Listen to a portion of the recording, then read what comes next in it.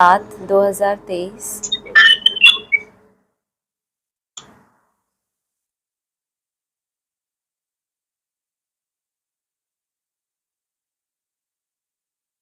मीठे बच्चे, याद रखो हमारा बाप, टीचर और सद्गुरु तीनों ही कंबाइंड हैं, तो भी खुशी का पारा चढ़ेगा। उनकी श्रीमत पर चलते रहेंगे।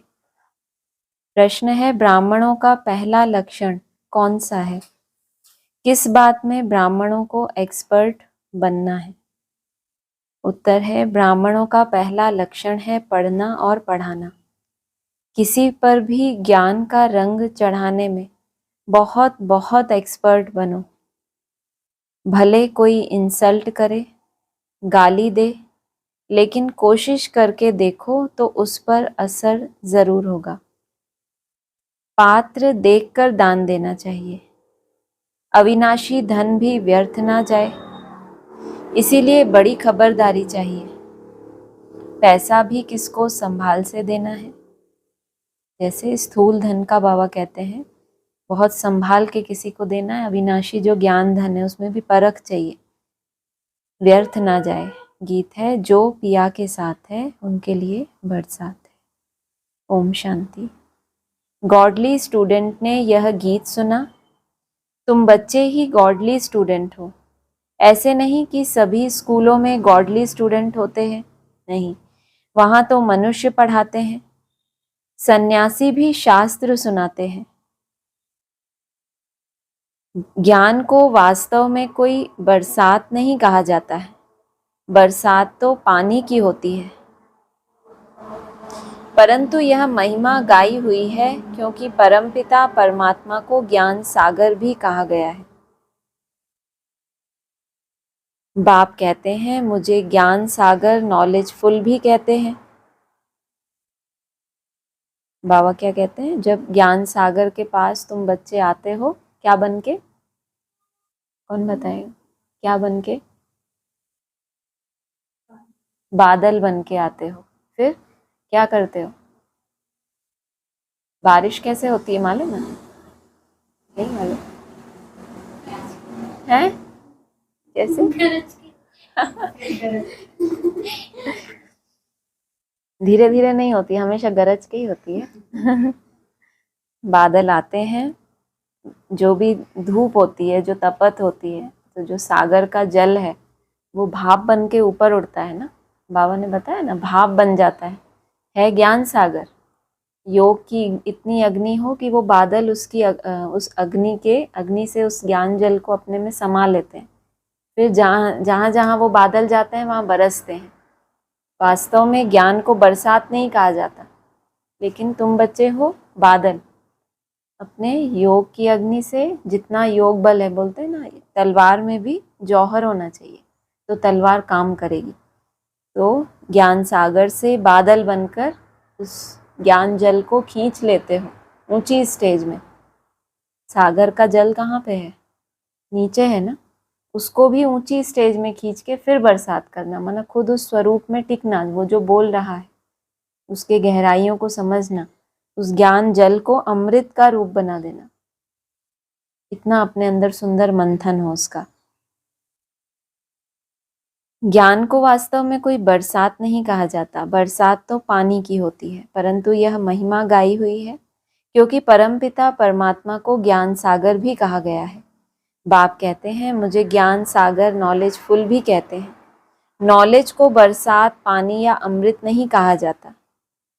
जैसे मानसरोवर का तालाब है, अमृतसर में भी एक तालाब है जिसको वे लोग अमृत समझते हैं। यह बाप बैठ समझाते हैं, पढ़ाई को अमृत या बरसात नहीं कहेंगे। समझते हैं अमृत है, इससे दुख दूर हो जाएंगे। जो भी अमृतसर नाम रखा है और वहाँ तालाब है जहाँ जहाँ, वहाँ क्या मानते हैं कि ये अमृत पिएंगे तो हमारे दुख दूर हो जाएंगे। वास्तव में तो यहाँ की यादगार है कि जब ज्ञान जल अमृत का रूप धारण करके आपकी मन बुद्धि में समाता है तो सब दुख दूर हो जाते हैं। अमृत है, इससे दुख दूर हो जाएंगे। वास्तव में तो इस नॉलेज से तुम्हारे सब दुख दूर होते हैं 21 जन्मों के लिए।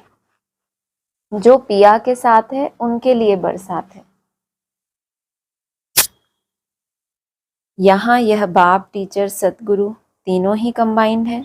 यह एक बात भी बच्चे याद रखें तो खुशी का पारा चढ़ जाए, परंतु माया घड़ी घड़ी बुला देती है। यहाँ तुम बच्चे चलते हो श्रीमत पर, श्रीमत से तुम श्रेष्ठ बनते हो। भगवान है ऊंचे ते ऊंचा बाप, ऊंचे ते ऊंचे बाप की पढ़ाई से ही ऊंचते ऊंच बन सकते हो। अब जो पिया के सम्मुख बैठे हैं सब स्टूडेंट हैं। यहाँ बैठेंगे, पढ़कर फिर अपने घर जाना है। दिन प्रतिदिन स्टूडेंट तो बहुत हो जाएंगे। अगर सभी को एक ही घर में साथ रखें तो कितना बड़ा मकान चाहिए। सारा आबू ही मकान बना दें तो भी पूरा नहीं होगा। अगर बाबा के जितने भी बच्चे हैं सबको एक ही घर में रखें तो भी पूरा नहीं होगा। कितने सेंटर्स हैं? अभी तो अर्जुन थोड़े हैं, इससे भी 1000 गुना जास्ती होंगे। 1000, 2000, 5, 7 हजार भी सेंटर्स हो सकते हैं। अभी तो पूरे विश्व में कितने हो गए सेंटर्स, ये बाबा ने तब बोला था। 5-7 हजार भी हो सकते हैं। फिर घर घर में यह ज्ञान गंगाएं ज्ञान की वर्षा करेंगी। इतने ढेर बच्चे हो जाएंगे। जहां तहां देखो सेंटर्स खोलते रहते हैं। कोई गीता पाठशाला नाम रखते हैं, कोई ब्रह्मा कुमारी ईश्वरीय विश्वविद्यालय नाम रखते हैं। वास्तव में ब्रह्मा कुमारी नाम रखने से डरना नहीं चाहिए। पहले ऐसे था ना ब्रह्मा कुमारियों के लिए कि जादू लगा देती हैं, घर तुड़वा देती हैं, भाई बहन बना देती हैं। तो कई लोग क्या करते थे, घर में सेंटर तो खोलते थे, नाम रखते थे गीता पाठशाला। तो बाबा कह रहे हैं ब्रह्मा कुमारी नाम रखने से डरना नहीं चाहिए। कई बच्चे डरते हैं कि बीके का नाम देख हंगामा ना कर दें, इसीलिए गीता पाठशाला नाम रख देते हैं। गीता पाठशाला अक्षर तो कॉमन है, समझते हैं कोई विघ्न ना पड़े, इसीलिए बी के नाम बदल दूसरा रूप दे देते हैं। वास्तव में तो बात एक ही है। अंदर घुसने से चित्र आदि देख झट समझ जाएंगे यह तो वही बीके है। इसीलिए नाम बदलने की ऐसी जरूरत नहीं है। जिनको हंगामा करना है वो तो उनका पार्ट है। अंदर आएंगे तो भी तो वही ज्ञान सुनेंगे, तो भी तो हंगामा करेंगे। इससे तो अच्छी रीति सिद्ध होता है कि वास्तव में यह ब्रह्मा की संतान ब्रह्मा कुमार कुमारियां हैं। यह तो अच्छा है ना, तुम सबसे कह सकते हो वास्तव में तुम भी ब्रह्मा कुमार कुमारियां हो। प्रजापिता ब्रह्मा को तो जानते हो, वह रचयिता है मनुष्य सृष्टि का। निराकार परमपिता परमात्मा कोई आत्माओं का रचता नहीं, वह तो आत्माओं का अनादि बाप है। प्रजापिता ब्रह्मा भी तो अनादि है। आत्माओं का बाप इनमें आते हैं। परमपिता परमात्मा आत्माओं का अनादि बाप, और प्रजापिता ब्रह्मा भी अनादि। कैसे? शास्त्रों में क्या दिखाया? महादेव के लिए दिखाते हैं ना, कब जन्म लिया, कब मरण होता है। कोई जन्म मरण का तिथि तारीख किसी को नहीं पता। विनाश का काम मिला हुआ है, सबका विनाश हो। लास्ट में प्रलय हुई, किसने देखा कि वो मूर्ति कहाँ गई या उसने कब जन्म लिया? तो अनादि कह दिया। आत्माओं का बाप इनमें आते हैं। किन में? प्रजापिता ब्रह्मा में। फिर क्या करते हैं इनमें आकर? ब्रह्मा को अडॉप्ट करते हैं प्रजा रचने के लिए। क्या क्या हुआ? परमपिता परमात्मा आत्माओं का अनादि बाप आते हैं प्रजापिता ब्रह्मा के तन में, आकर ब्रह्मा को अडॉप्ट करते हैं। फिर किस लिए? प्रजा रचने के लिए। ब्रह्मा द्वारा ब्राह्मण कुल रचना है। यह तो समझाने में और ही सहज होगा, परंतु डरते हैं। कहेंगे बीके के पास मत जाओ, गीता पाठशाला में भल जाओ। घर घर में ज्ञान गंगा का अर्थ भी मनुष्य नहीं समझते। भक्ति मार्ग में नारद को मुख्य गिना जाता है, झांझ बजाने वाला भक्त था। ऐसे नहीं नारद कोई ऐसे रूप वाला है जैसे चित्र दिखाते हैं। वास्तव में बंदर तो तुम सभी थे। एक नारद की कहानी है जिसमें उसका चेहरा, उसको बंदर का साक्षात्कार कराया जाता है। तो बाबा ने कहा वास्तव में बंदर तो तुम सभी थे, सूरत मनुष्य की, सीरत बंदर की थी। यूं तो सब नारद हैं, सब भक्त हैं ना। समझ सकते हैं जब तक हम दैवी गुण वाले मनुष्य ना बने तब तक हम लक्ष्मी को वर ना सकें। सभी मेल अथवा फीमेल भक्त नारद हैं, कहा जाता है। अपनी सीरत तो देखो, तुम तो बंदर हो क्योंकि तुम्हारे में 5 विकार हैं, इसीलिए लक्ष्मी को वर नहीं सकेंगे। है सारी यहाँ की बात। बाबा ने समझाया है कि सभी दुशासन अथवा दुर्योधन हैं, द्रौपदियों के चीर हरते हैं, इसीलिए माताएं पुकारती हैं, हमको नग्न होने से बचाओ, रक्षा करो। कन्याएं कहती हैं, लाज रखो गिरधारी। नाम तो बहुत रख दिए हैं, मनुष्यों का बुद्धि योग चला जाता है श्री कृष्ण तरफ, परंतु किसी भी देहधारी को याद करने से विकर्म विनाश नहीं हो सकते। सिर्फ चाहते हैं साक्षात्कार हो। अच्छा, साक्षात्कार हो जाए परंतु मनुष्य से देवता बनने की नॉलेज तो मिल ना सके। जब ब्राह्मण बने और ज्ञान को समझें तब देवता बन सकें। ब्राह्मण बनने से भक्ति छूट जाती है। पहले 1 हफ्ता इसमें देने से हम मनुष्य को मंदिर लायक बना सकते हैं, परंतु टाइम तो लगता है। यह तो बरोबर है तुम बाप के साथ हो, बाबा के पास आते हो फिर जाते हो तो कितना दिल अंदर दुख होता है, लेकिन सब तो साथ में नहीं रह सकेंगे। यह हो ना सके, कोई कहां से भाग आते हैं। यह रस्म यहाँ ही है। साधु संत आदि पास तो ढेर जाकर इकट्ठे होते हैं, कोई भी किसको मना नहीं करते। यहाँ तो पवित्र बनने की बात आती है, इसीलिए रोकते हैं। सन्यासियों में तो सिर्फ मेल्स जो पुरुष हैं वो घर बार आदि छोड़ के चले जाते हैं। यहाँ तो कुमारियां माताएं सभी हैं। कन्याओं को माँ बाप डॉक्टर आदि कहते हैं, शादी नहीं करेंगी तो बीमार हो जाएंगी। इतने 63 जन्मों से 5 विकारों की बीमारी लगी है ना, तो वो विकार नहीं मिलेंगे। लंबे समय से किसी चीज़ की आदत होती है, फिर वो नहीं मिलती तो कैसा होता है, बीमार पड़ जाते हैं ना, फिर अभ्यास करना पड़ता है। तो माँ बाप हैं, डॉक्टर भी कहते हैं शादी नहीं करेंगी तो बीमार हो जाएंगी। उनको समझाना चाहिए, अरे सन्यासी कितने बनते हैं, बहुत छोटे छोटे ब्रह्मचारी वहाँ रहते हैं। माना कन्याओं को जो लोग रोकते हैं उनको पूछना चाहिए कि जो छोटे छोटे बाल ब्रह्मचारी बन जाते हैं सन्यासी पुरुष, फिर वह ब्रह्मचारी तो कभी बीमार नहीं होते, यहाँ क्यों बीमार होंगे। शादी बिगड़ तो ढेर रहते हैं, सन्यासियों के ऊपर भी कोई केस कर ना सके। कभी कोई स्त्री उनसे घर खर्च नहीं मांगती, वह तो भाग जाते हैं। स्त्री खर्च कहाँ से लाए, फिर आसपास वाले लोग उनको संभाल लेते हैं। गरीब जास्ती भागते हैं, दुखी होते हैं, फिर वैराग्य आता है। तुम भल दुखी थे, परंतु वह वैराग्य की बात नहीं। तुमको तो पहले हथेली पर बहिष्ठ दिखाया जाता है। पवित्र बनने बिगर वैकुंठ कैसे जा सकेंगे। बहादुर बनना चाहिए, इसीलिए ही शिव शक्ति सेना नाम है। शिव शक्ति सेना में नाम कब आएगा, सेना है ना, तो सेना में तो भर्ती होती है, तो भर्ती जब होती है तो चेक किया जाता है, हाइट ठीक है इनका, पर्सनैलिटी ठीक है, बीमार तो नहीं है, सब चेक किया जाता है, फिर उनको सेना में भर्ती किया जाता है। तो यहाँ कौन सी सेना है, शिव की शक्तियों की सेना। बहादुर बनना चाहिए, इसीलिए ही शिव शक्ति सेना नाम है। शिव बाबा साथ योग लगाने से शक्ति मिलती है। ज्ञान की धारणा होने के बाद फिर समर्पण होना है। अभी आखिरी समर्पण समारोह बाकी है। तो बाबा ने कहा ज्ञान की धारणा होने के बाद फिर एक बार समर्पण हो जाना। एक बार तो हो गए ना, एक बार और होना। कैसे, क्या, मन बुद्धि से, मुझे लगा मजबूरी से। ज्ञान की धारणा नहीं होगी, नष्टो मोहा नहीं होंगे तो माया आकर फतकाएगी।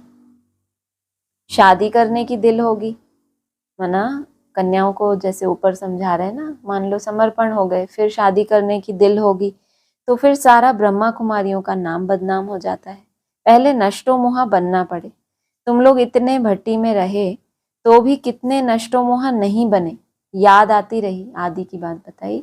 इतना साल भट्टी में पड़े रहे, 14 साल, किसी को देखते ही नहीं थे, तो भी कोई कोई नष्टो मोह नहीं बन पाए, उनको याद आती रही। यहाँ से गए, बाबा ने कहाँ भेजा उनको? सेवा के लिए। कहाँ भेजा था? अपने अपने घर पे भेजा था। फिर क्या हुआ? फिर क्या हुआ? नहीं, बाबा ने बहुत मजेदार बोला, इतने भट्टी में रहे तो भी कितने नष्टो मोह नहीं बने, याद आती रही। यहाँ से गए, मित्र संबंधियों का मुंह देखा और लट्टू हो बैठ गए। बाबा ने इसलिए ही भेजा था, लट्टू बनने के लिए। बाबा ने सोचा निखट्टू है तो इसको लट्टू हो जाएगा, और अगर लायक होगा तो क्या होगा? उनको भी अपने जैसा बनाएगा। तो लट्टू मोह ने घेर लिया, यह भी ड्रामा की भावी। अभी भी बाप कहते हैं, पहले पहले तो नष्टो मोह बनो, एक मोस्ट बिलव्ड बाप के बन जाओ, कुछ भी हो जाए हम तो बाप की ही सर्विस पर रहेंगे। कहा जाता है ना, चढ़े तो चाखे अमृत वैकुंठ रस, गिरे तो चकनाचूर। ऐसे नहीं कि छोड़कर आ जाएं फिर मोह सताए। बाबा ये भी नहीं चाहता आपकी शूटिंग खराब हो, कि बाबा के घर में पहले आ जाएं और मोह फिर भी जाता रहे। तो बाबा क्या कह रहे हैं, ऐसे नहीं कि छोड़कर आ जाएं फिर मोह सताए। ऐसे बहुत सन्यासी लोग जाकर फिर वापस लौट जाते हैं। पहले उनको बहुत वैराग आता है तो घर बार छोड़ देते हैं, फिर क्या होता है? फिर वापस चले जाते हैं। सन्यासी अगर घर में वापस आए तो आसपास वाले निरादर करते हैं ना, समझते हैं यह काम के लिए भागा है। यहाँ भी समझा जाता है, यहाँ यह पूरा नष्टो मोह नहीं बना था तो विकारों ने घेर लिया। बाबा के पास कोई खान पान की तकलीफ नहीं है, शुरू से लेकर कितनी संभाल करते आए हैं। गरीब साहूकार एक समान है। तो भी जो लोग चले गए, बाबा ने बताया मोह का एक तकलीफ होती है, बाबा के घर में और कोई तकलीफ नहीं होती। तो मम्मा बाबा भी सबको सिखलाने के लिए बर्तन मांजते थे, झाड़ू लगाते थे। देह अभिमान तोड़ने के लिए किया जाता है। मम्मा बाबा ऐसे क्यों करते थे? क्यों करते थे पीछे वालों? खुद का देह अभिमान तोड़ने के लिए। किस लिए? देह अभिमान तोड़ने के लिए भी किया जाता है। ऊपर बोला मम्मा बाबा भी सबको सिखलाने के लिए, जैसा कर्म हम करेंगे हमें देख के सभी करेंगे। सबको सिखलाने के लिए बर्तन मांजते थे, झाड़ू लगाते थे। देह अभिमान तोड़ने के लिए किया जाता है। सन्यासी भी ऐसे कराते हैं। कोई बड़ा आदमी होगा तो उनसे लकड़ी आदि कटाएंगे, देह अभिमान तोड़ने के लिए। नहीं तो कितना देहभान है पता कैसे चले? जब कोई छोटी सेवा मिले तो भी आपको कोई भी फर्क ही नहीं पड़ा। यहाँ तो बड़ी भारी मिल्कियत मिलती है, 1 सेकंड में 21 जन्म की बादशाही। सन्यासियों के पास तो कुछ भी प्राप्ति नहीं है। बाकी पवित्र हैं इसलिए अपवित्र माथा टेकते हैं। यह तो राजयोग है, विश्व का मालिक बनते हैं, विकार में नहीं जाना है। मीरा भी पवित्र रहना चाहती थी ना, वह तो भक्ति मार्ग में थी, श्री कृष्ण का दीदार करती थी। उसकी दिल लगी श्री कृष्ण से तो भला वह विकार में कैसे जाएगी? सो भी एक जन्म करके मीरा दूसरे जन्म में भी भक्ति मार्ग में गई हो। बाबा को मीरा के दूसरे जन्म का बहुत सारी मुरलियों में लगातार इशारा देते चले आ रहे हैं। पहले बोला था किसी अच्छे भक्त के यहाँ जन्म लिया होगा अगर, फिर एक जगह बोला था कि हो सकता है अभी ज्ञान में हो, अगर वहाँ अव्यभिचारी भक्ति की है तो वो आत्मा अभी कहाँ होनी चाहिए? बाबा के बच्चों में होनी चाहिए। जिसने जितनी सात्विक भक्ति की है कलयुग अंत में भी, तो उसको उतनी बुद्धि में सतो प्रधान ज्ञान बैठेगा। यहाँ क्या बता रहे हैं, फिर अगले जन्म में भी क्या हुआ होगा? दूसरे जन्म में भी भक्ति मार्ग में गई हो। ऐसे भी कह सकते हैं वह भक्ति मार्ग में गई क्योंकि अंतमति सो गति होती। श्री कृष्ण से दिल थी तो भक्त ही बन जाएगी, परंतु भक्ति मार्ग में कुछ मिला तो नहीं। ज्ञान मार्ग में तो 21 जन्मों का वर्षा मिलता है। भक्ति भी पहले शिव की करते हैं फिर देवताओं की। अभी तो देखो चूहे बिल्ली आदि सबकी भक्ति करने लग पड़े हैं। कैसे? चूहे बिल्ली कैसे भक्ति करते भाई? चूहे की भक्ति नहीं होती, वो गणेश का वाहन होता है, तो उसकी भी तो फोटो में साइड में होता है, तो उसकी भी तो पूजा हो जाती है, नहीं होती? बिल्ली की नहीं मालूम कैसे होती। बिल्ली तो किसी का वाहन भी नहीं है ना, नहीं है ना? कहीं कहीं होती हो तो पता नहीं। हाँ चूहे और बिल्ली का आपस में जोड़ी होती है ना, वो एक दूसरे के दुश्मन होते हैं, इसलिए बोल दिया होगा। श्री कृष्ण को छोड़ हनुमान गणेश आदि की भक्ति करने लग पड़ते हैं। सतयुग त्रेता में भी कलाएं कम होती जाती हैं और भक्ति में भी कलाएं कम होती जाती हैं। अभी तो कोई काम के नहीं रहे। जब ऐसी हालत होती है तब बाप आकर समझाते हैं। आधा कल्प ऊंच चढ़ते हैं, फिर आधा कल्प के बाद गिरना शुरू होता है। मनुष्य समझते हैं गिरना ही है, तो फिर ज्ञान लेकर क्या करें, परंतु ईश्वरीय नॉलेज बिगर मनुष्य तो कोई काम के नहीं। हम तुम क्या थे? कुछ भी नहीं। ज्ञान जरूर चाहिए। शरीर निर्वाह अर्थ पढ़ते हैं ना, कन्याओं को भी आजकल शरीर निर्वाह अर्थ पढ़ना पड़ता है। आगे यह कायदा नहीं था। कन्याएं घर संभालती थी, बच्चे नौकरी के लिए पढ़ते थे। अब बेहद का बाप तुम बच्चों को पढ़ा रहे हैं। अगर सभी यहाँ बैठ जाएं तो फिर मित्र संबंधियों आदि को ज्ञान कैसे देंगे? जाना पड़े। पढ़ना और पढ़ाना है, कोई तो बिल्कुल पढ़ते ही नहीं, तो समझना चाहिए यह हमारे ब्राह्मण कुल का नहीं है। रंग लगाने की कोशिश जरूर करनी चाहिए, इसमें डरने की बात नहीं। कोशिश करने से फिर कोई ना कोई को रंग लग जाएगा। भले कोई इंसल्ट करे, गाली दे, तुम पुरुषार्थ करके देखो, किसी न किसी पर असर जरूर होगा। बिच्छू चलता है तो नर्म चीज देख वहां डंक मार देता है, जांच करता है। यहाँ भी बच्चों को बहुत एक्सपर्ट बनना चाहिए। अविनाशी धन कहाँ व्यर्थ, किसको नहीं देना है। पात्र देख दान करना है। अगर किसको दान दिया और उसने कोई विकर्म कर लिया तो उनका पाप उस दान देने वाले पर भी आ जाएगा, चाहे वो स्थूल धन की बात हो। स्थूल धन आपने किसी भिखारी को दे दिया, या ये ज्ञान धन, ज्ञान अमृत, अगर कहते हैं ना काशी का परिचय मिलने के बाद या नया ज्ञान मिलने के बाद अगर कोई विकर्म करे तो कितना गुना बोझ चढ़ जाएगा। तो ये नया ज्ञान भी कैसे? पात्र को देना चाहिए। अगर किसी को दान दिया और उसने इतनी गहरी सच्चाई को जानने के बाद विकर्म किया तो उसके ऊपर बोझ ज्यादा चढ़ेगा। अगर किसी को दान दिया और उसने कोई विकर्म कर लिया तो उनका पाप उस दान देने वाले पर भी आ जाएगा कि उसने बिना परखे ही दिया।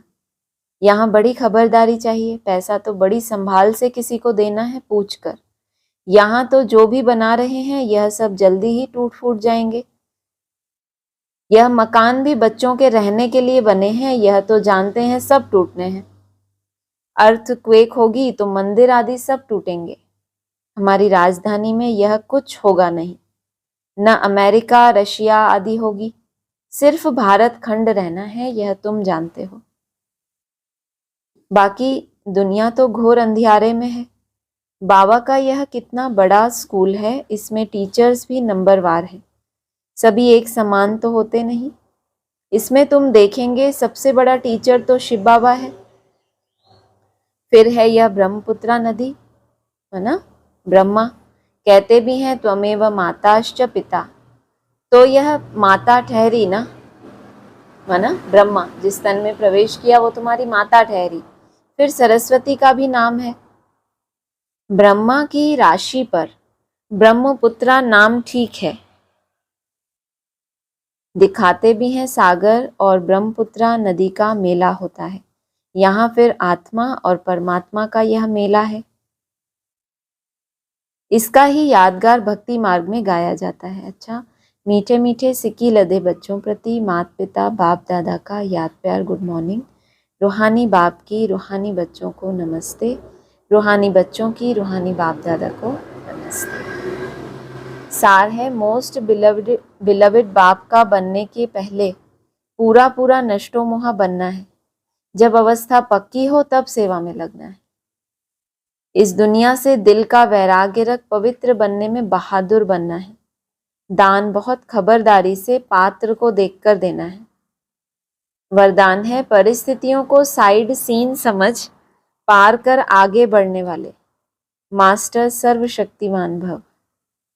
सदा अपने मास्टर सर्वशक्तिमान स्वरूप की स्मृति में रहो तो हर परिस्थिति ऐसे अनुभव होगी जैसे एक साइड सीन है। परिस्थिति समझने से घबरा जाते, लेकिन साइड सीन अर्थात रास्ते के नज़ारे समझेंगे तो सहज पार कर लेंगे, क्योंकि नज़ारों को देख खुशी होती है, घबराते नहीं हैं। घबराते नहीं, विघ्न नहीं, लेकिन आगे बढ़ने का साधन है। परीक्षा से क्लास आगे बढ़ता है। इंपॉर्टेंट पॉइंट मालूम तो है सबको, लेकिन बाबा ने बहुत क्लियर बोला, परीक्षा से क्लास आगे बढ़ता है, इसीलिए कभी कोई बात में रुको नहीं। सदा मास्टर सर्वशक्तिवान मान हूं इस स्मृति से उड़ती कला का अनुभव करते रहो।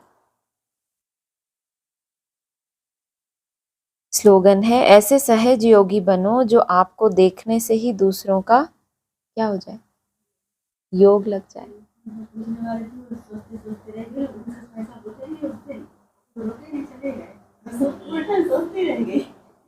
इसीलिए तो बाबा ने बोल दिया, बाबा के पास पहुंच गया।